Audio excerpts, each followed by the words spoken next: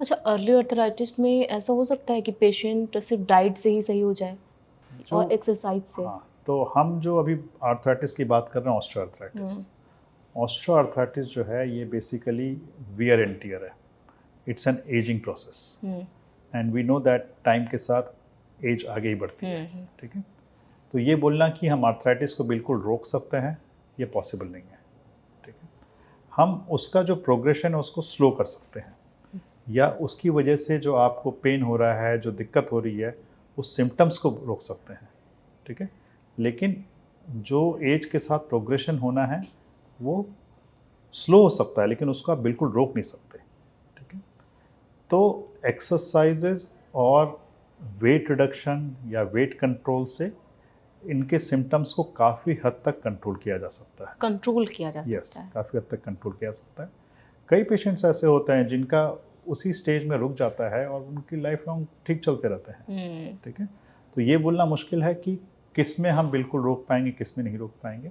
But of course exercises और weight reduction और proper nutrition, ये सब से इनके जो सिम्टम्स है, इसका जो प्रोग्रेशन है, उसको काफ़ी हद तक कंट्रोल किया जा हुँ। सकता है। जिन लोगों को अर्थराइटिस नहीं है, लेकिन वो डरे हुए हैं कि कहीं हो ना जाए, तो एक बार उनके लिए ये होता क्यों है? और अपना लाइफ़स्टाइल कैसे ऐसे मेंटेन करें कि ये हो ही ना?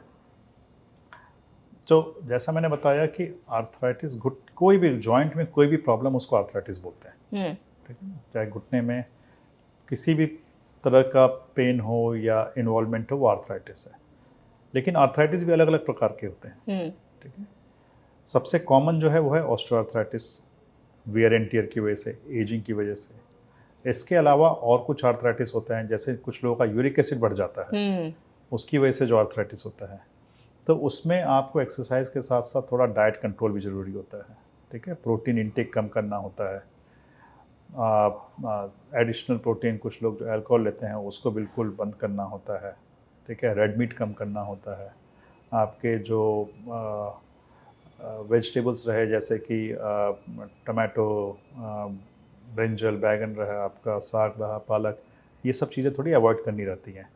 अगर वो अवॉइड करते हैं तो यूरिक एसिड कंट्रोल में रहता है, पेन कम रहता है। हुँ। ठीक है, लेकिन ऑस्टियोआर्थराइटिस किस में डेवलप होगी ये बोलना मुश्किल है, और वो डेवलप भी होती है यूजुअली 50, 55, 60 के बाद।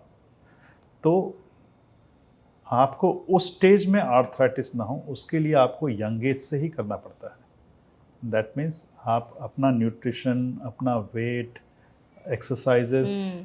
आप अपने यंग एज में सब ठीक रखोगे, तो उसका फल आपको जाके ओल्ड एज में मिलेगा। हुँ। जैसे हम